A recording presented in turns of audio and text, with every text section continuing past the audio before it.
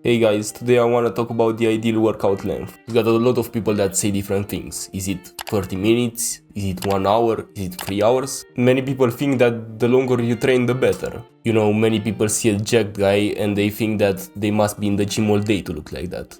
But that's not really the case. It's true that there are people who train for 3 hours or even more, but they are anomalies. Or there are people who bought into this myth that in order to get jacked, you need to basically live in the gym. And those are usually the people that don't push themselves. That's why their workouts are so long. If you actually train hard, your workout shouldn't be super long. So what is the ideal workout length? Well, it does depend on a few factors and there is no one right answer. The reason why 3-hour workouts are a waste is because at some point you will get tired and you'll lose your groove and your rhythm. You know, when you're not focused on the workout anymore, you start thinking about other things and you kinda just go through the movements.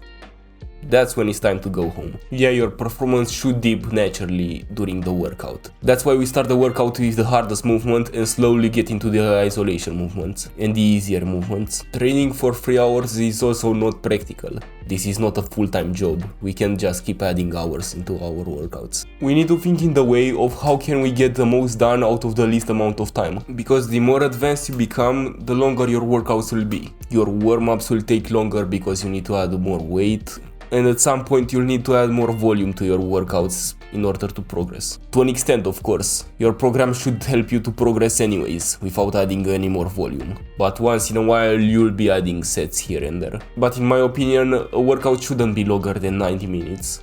Of course, depending on your split. If you're doing a full body, you can get away with a 2-hour workout. But a normal upper body workout or leg day shouldn't take that long. So we want to get in the gym, do everything that we need to progress, and get out. And how do we know if you've done that? Like I said, if you're out of the groove mentally, you know, you're not focused anymore and things like that, and or you're physically weak compared to your fresh state. So for example, if you're fresh and you can do a 200-pound bench press, if at the end of the workout you wouldn't be able to even bench 150, then you know that it's time to stop. Because that weight is not relevant for you anymore and that's junk volume and you need to stop that. But if you want raw numbers, in my opinion, the ideal workout length is between 45 and 90 minutes. Could you go higher than that? Sure, but it's probably not worth it. Because like I said, you'll probably be too tired by then. Even if you're very advanced, I wouldn't recommend you to just keep adding more volume into your workouts. And if you don't have time for a 45-minute workout, that's fine. This is just what I consider optimal, but of course, if you don't have time, you don't have to do that.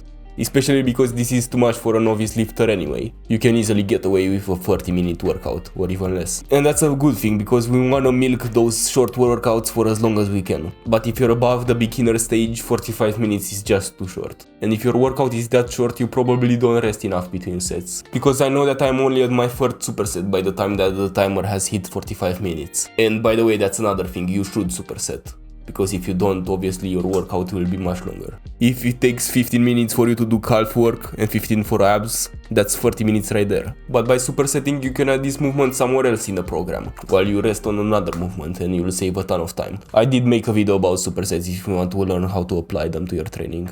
Because they're probably the most useful tool you can add to your training, if I'm being honest. So to recap today's video, don't get caught in the fact that longer workouts are always better, because for the most part they are worse for you. Try to keep your workouts under 90 minutes using supersets. If you have the capacity to work for more than 90 minutes, that doesn't necessarily mean that you should. If you keep adding sets to your workouts, you're digging yourself in a hole. Because while in the short term it might be easier to progress like that, in the long term you realize that your workout will be just too long. And then you end up finding out that your workout is 5 hours and you don't know where to go from there. I'll make a video on how to progress. Keep your workouts as short as possible to milk your short workouts for as long as you can. When you get too tired, it's time to go. Or when you are way weaker than when you started your workout. Progression is all that matters at the end of the day. Nobody can tell you if your workout is too short or too long.